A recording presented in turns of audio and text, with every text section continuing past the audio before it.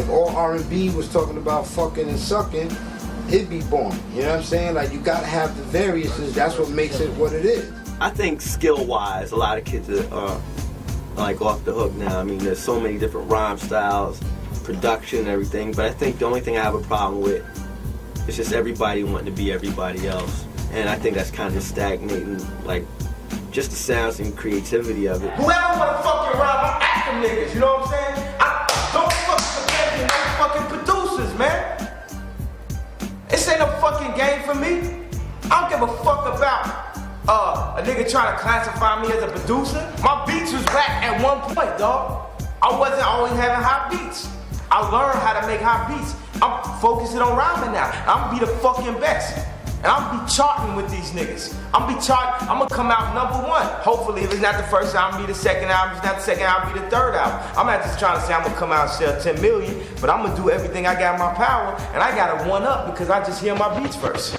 Each artist is gonna have to have their individuality though, you know what I'm saying? Everybody can't really copy off the last man's scheme and then just try to make it work for them too.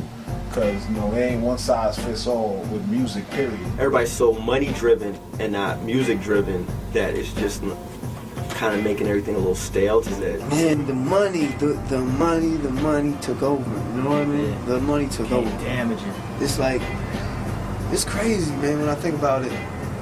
How much paper is involved in this game, because I remember being around Cypress. I was part of the Soul Assassins. They were on top of the rap game. We did the Soul Assassin tour. It was the biggest tour at the time, and I look back and they only sold 2 million records at the most. That's nothing now. Some things that I like, and there's a lot of things I don't like. You know what I'm saying?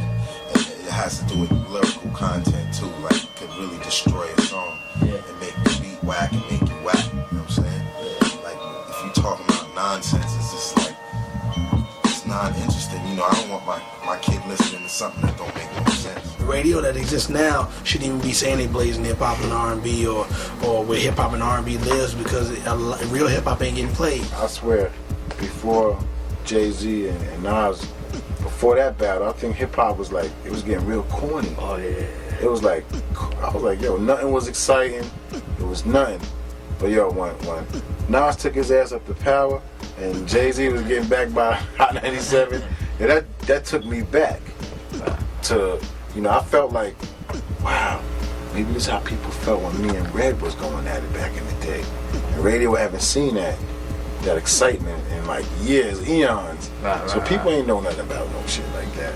You know, a lot of the records that have been hits over the past few years are for that time. It's gonna be interesting, like 20, 30 years from now, when they're gonna do collections, like how we got the best of the 60s and the best of the 70s now.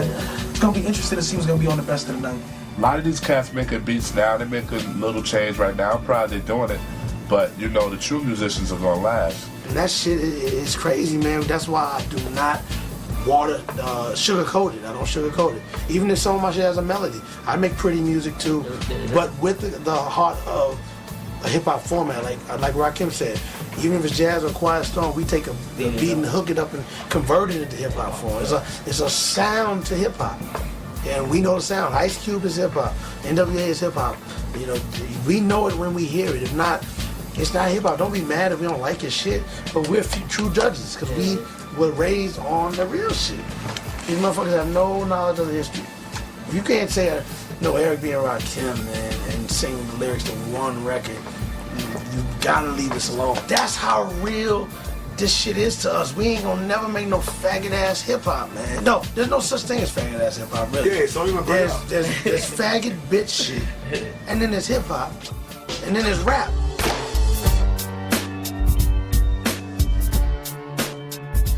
I see a lot of producers who like say things like they let the artist go do them after they sell them the beat and then they keep it moving. Your name is on that record, B. It might be the artist's album, but that's your record. Your name is on it. You produced by you. If it comes out whack, it's not only on the artist, it's on you. You know what I mean? Exactly. Like if your beat sounds terrible, maybe a high beat, but the mix sounds terrible, that's on you. That's not on the artist. Even in the studio, when you working with the artist, most artists are susceptible to input from the producer, and that comes with having a little bit of a name too.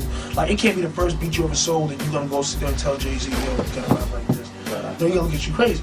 But once you have a little bit of a name, a little bit of respect under your belt, people will welcome your input or your opinion. I felt really weird in the studio because it was hard for me to tell Big Daddy Kane, like that verse, or yo, can you re-kick this rhyme, or I think you could have said it better right there, why don't we do this? The first day was kind of just, I was open. And I remember talking to Premier, I told him that, and he was like, yo, man, he kind of scolded me like, yo, you better be a fucking producer, man. You better, yo, you want to fuck with people like Big Daddy Kane and they want to fuck with you? That means that they respect you enough and what you've done thus far to trust your opinion. And if you don't speak up, you're not really producing that record. But as a producer, you know, it's your duty, you know what I'm saying, to put your input into the artist, put your mind into them. Just keep making that joint fat, yo. Keep making it fat, keep working, keep doing it, don't stop. Even if nobody ain't buying your beats, yo, don't mean nothing. Because when they start buying them, you're going to have 100 to sell. Believe me.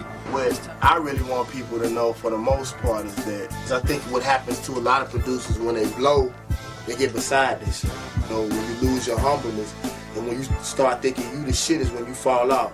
There's times where you're going to peak real high, you're going to peak low, you know what I'm saying? But the name of the game is stay in the middle, you know what I'm saying? So you got space to go up. You know, you got to pay your dues. You know what I'm saying? Some of y'all gonna have to get pimped, you know what I mean? But, you know, you come up, save your little dough, and then you make your moves, you live and you learn, you know what I'm saying? But actually, it's getting better, you know what I'm saying? Where artists don't even have to get pimped, you know what I'm saying? You only get pimped if you want to get pimped, you know what I'm saying? It's what you step to the record company with, you know what I mean? If you step to the record company with nothing to bring to the table, that's how they gonna treat you, you know what I'm saying? They ain't gonna bring nothing to the table, you know what I mean? But you gotta come to the table like, with a whole entity, so they can be like, oh, you already got the street buzz, huh? Oh, you already did, you know what I mean?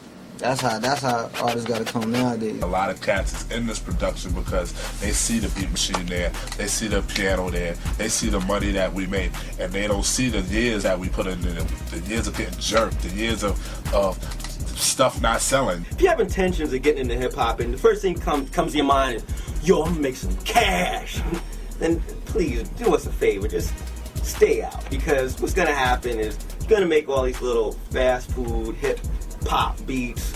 It's gonna be that the radio's already flooded with, and they're not special, and they kind of like in one day, out the next day. Just go. If you're in it for because you love the music, then please come in. You know, change something. Come, you just say you're about to change the face of hip hop. Do you make good music?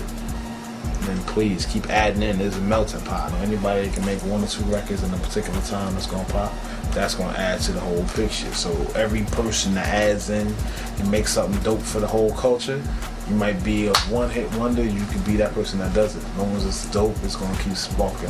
Only thing I say is that, like I said earlier, it'd be good for people to go back. Like a lot of people getting into the game right now, go back, do some research on old albums, or follow old producers from then and now. Check out their styles and how they was doing what they was doing. It doesn't matter what you work with. You know what I'm saying? Whatever you start with, as long as you get the sound that you want. Make that shit hot. And then when you do get your sound, make sure you know your shit. Make sure you know your equipment, man. You know? You gotta know the shit at the back of your hand. That's the only way you're gonna elevate your sound, man. When you find a machine that's up to your caliber, stick with it, you know what I mean? Of course, as you make more money, it's like, you may buy different things here, different things there. But when you stick to one machine, you know what I mean, you really become a master of it. What I don't like about hip hop and no game, like you look at rock and rollers, they got longevity. They can go on tour and do what they gotta do. Look at the Stones, you know what I mean? They're never gonna go away. Hip hoppers, they don't support you like that.